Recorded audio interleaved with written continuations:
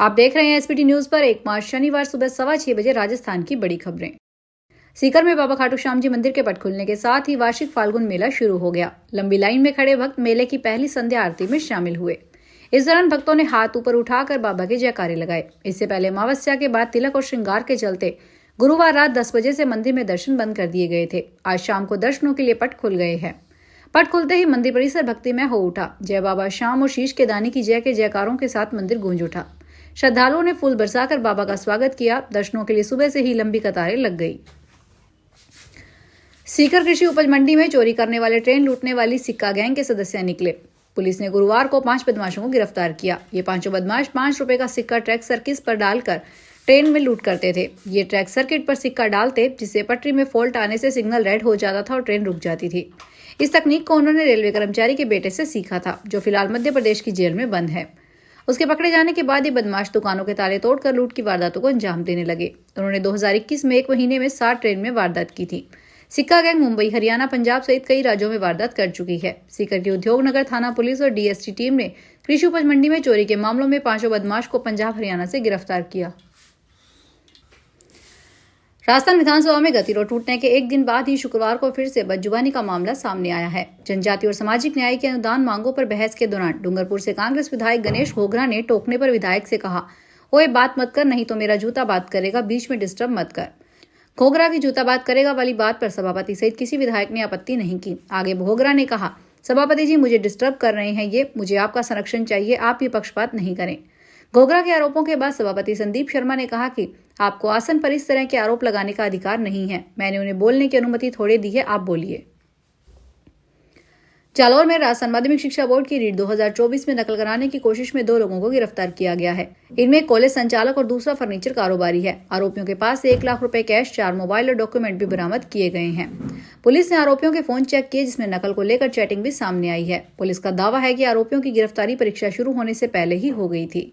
Police के अनुसार जालौर के झाप थाना क्षेत्र के देवड़ा निवासी गणेशाराम पुत्र ठकारा राम जाट और सांचौर के रानीवाड़ा रोड निवासी भीखाराम पुत्र भियाराम बिश्नोई को गिरफ्तार किया गया है।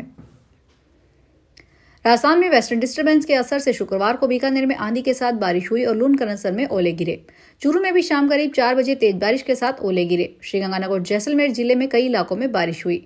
वहीं जयपुर सहित प्रदेश के अधिकतर जिलों में 2 दिन से बादल छाए हुए हैं। ठंडी हवा के कारण दिन के तापमान में भी 1-2 डिग्री की गिरावट हुई है। वहीं मौसम विभाग ने 10 जिलों में आंधी बारिश और ओले गिरने का येलो अलर्ट जारी किया है। इससे पहले गुरुवार 27 फरवरी को भी चूरू, गंगानगर के कुछ हिस्से में इस सिस्टम के असर से हल्की बारिश हुई। बादल छाने और बारिश होने से कई शहरों में दिन के तापमान में 5 डिग्री सेल्सियस तक की गिरावट हुई है। एसआई भर्ती पेपर लीक मामले में आरोपी शिवरतन मोट को राजस्थान हाई कोर्ट में जमानत मिल गई है। जस्टिस गणेशाराम मीना की अदालत ने आरोपी को जमानत देते हुए कहा, एसओजी अपनी जांच में ऐसा कोई तथ्य पेश नहीं कर पाई जिससे यह साबित होता हो कि शिवरतन मोट सेंटर पर मौजूद था। आरपीएससी द्वारा जिन व्यक्तियों की ड्यूटी प्रश्न पत्र रखने वाले कमरों के बाहर लगाई गई थी, उस आदेश में भी आरोपी का नाम नहीं है। एसओजी का कहना है कि पेपर लीक गैंग के मास्टरमाइंड यूनिक भामू ने अपनी जगह शिवरतन मोट को तैनात किया था। आरपीएससी ने लॉक रूम और सेंटर की जो वीडियोग्राफी करवाई थी, उससे यह पता चल सके कि आरोपी मौके पर मौजूद था या नहीं, वो भी एसओजी के पास नहीं है। ऐसे में हाईकोर्ट केस की मेरिट पर बिना कोई टिप्पणी करते हुए याचिकाकर्ता को जमानत पर रिहा करवाना न्यायोचित और उचित समझा जाता है।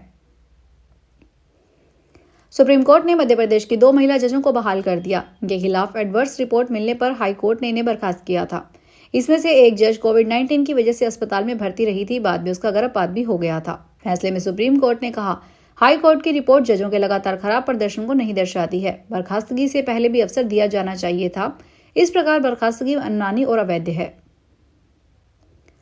अजमेर के विजयनगर में स्कूली छात्राओं को ब्लैकमेल करने एवं धर्मांतरण के प्रयास के मामले में आज शनिवार को अजमेर बंद रहेगा।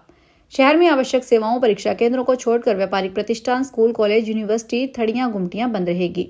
अजमेर शहर व्यापार महासंघ के अध्यक्ष कृष्ण गुप्ता के अनुसार बंद के समर्थन में सभी व्यापारी अपने प्रतिष्ठान बंद रखकर सुबह 11 बजे गांधी भवन चौराहे पर एकत्रित होंगे। यहां से जुलूस के रूप में कलेक्ट्रेट पहुंचेंगे। जिला कलेक्टर को मुख्यमंत्री के नाम ज्ञापन दिया जाएगा।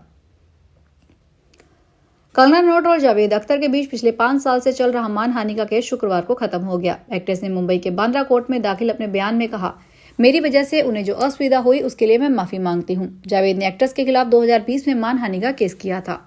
दरअसल एक्ट्रेस ने एक इंटरव्यू में कहा था, जावेद ने फिल्म कृष 3 के दौरान उनके राकेश रोशन और उनके परिवार से समझौता करने की बात कही थी। उस दौरान कंगना और ऋतिक के अफेयर को लेकर विवाद चल रहा था। कंगना ने सोशल मीडिया प्लेटफॉर्म इंस्टाग्राम पर एक स्टोरी शेयर की थी। कंगना ने लिखा, आज मैंने और जावेद जी ने मानहानि केस में सुलह कर ली है। जावेद जी बहुत अच्छे हैं और उन्होंने मेरी बतौर डायरेक्टर अगली फिल्म के लिए गाने लिखने में भी हाँ कर दी है। पंजाब कांग्रेस के प्रभारी नियुक्त होने के बाद छत्तीसगढ़ के पूर्व मुख्यमंत्री भूपेश बघेल पहली बार प्रदेश के दौरे पर आ गए हैं। इस दौरे को 2027 के विधानसभा चुनाव की तैयारी के तौर पर देखा जा रहा है। अमृतसर पहुंचने पर पंजाब के सभी सीनियर नेताओं ने उनका स्वागत किया। रोड शो निकाला जा रहा है जिसमें भूपेश बघेल का जगह जगह स्वागत किया जा रहा है।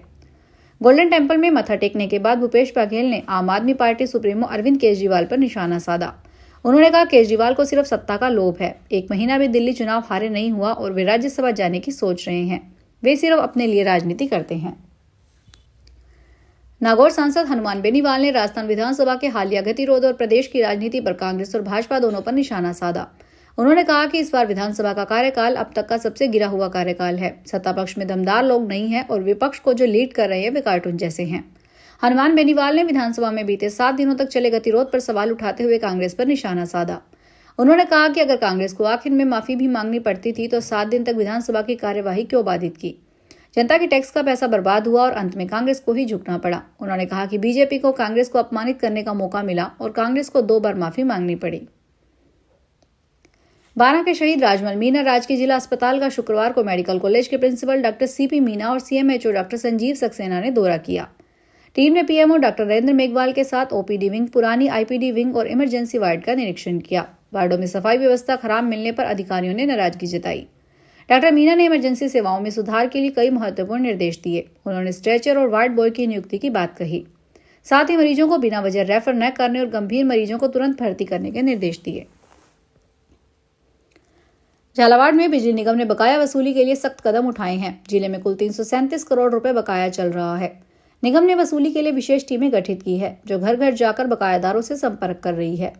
जिले में 1,11,841 कटे हुए कनेक्शन पर 264 करोड़ रुपए बकाया है। वहीं 2,20,986 चालू कनेक्शन पर 73 करोड़ रुपए की राशि बकाया है। बकाया वसूली में सुविधा के लिए शनिवार रविवार को भी जमा काउंटर खोले जा रहे हैं। ग्रामीण क्षेत्रों में कृषि कनेक्शन पर बकाया होने पर ट्रांसफार्मर को उठाने की कार्रवाई भी की जा रही है। अजमेर, भीलवाड़ा, ब्यावर, पाली, नागौर जिले के 12 खरीद केंद्रों पर भारतीय खाद्य निगम द्वारा समर्थन मूल्य पर गेहूं की खरीद की जाएगी। गेहूं की खरीद का कार्य निगम डिपो ऑनलाइन सिस्टम के प्रिक्योरमेंट मॉड्यूल के माध्यम से किया जाएगा। किसानों का पंजीकरण शुरू हो चुका है। भारतीय खाद्य निगम के मंडल प्रबंधक राकेश कुमार ने बताया, राजस्व जिलों अजमेर, ब्यावर, भीलवाड़ा, पाली, नागौर में रबी विपणन वर्ष 2025-26 के तहत समर्थन मूल्य पर गेहूं की खरीद अधिक से अधिक मात्रा में करने का लक्ष्य निर्धारित किया गया है। इससे सभी किसानों को अपनी फसल का न्यूनतम समर्थन मूल्य मिल सकेगा। कोटा शहर के बोरखेड़ा थाना क्षेत्र के मानपुरा इलाके में बैंक ऑफ इंडिया बैंक के बाहर लगे एटीएम को काटकर 16,800 रुपए चुराने वाला शातिर आरोपी को मेरठ में गिरफ्तार किया गया। वारदात के समय उपयोग में ली गई स्विफ्ट कार भी बरामद की गई है। पुलिस अधीक्षक अमृता दोहन ने बताया कि 13 फरवरी की रात को बोरखेड़ा थाना क्षेत्र में मानपुरा स्थित बैंक ऑफ इंडिया के बाहर लगे एटीएम को गैस कटर से एटीएम को काटकर उसमें रखे हुए 16,800 रुपए चुराकर ले गए। पुलिस द्वारा कार्रवाई करते हुए वारदात में शामिल शातिर अभियुक्त आसिफ तारापुरी मेरठ शहर उत्तर प्रदेश को गिरफ्तार करने में सफलता प्राप्त की है। फिलहाल बड़ी खबरों में इतना ही। ताजा खबरों को देखने के लिए चैनल को सब्सक्राइब करें। देखते रहिए एसपीटी न्यूज। धन्यवाद।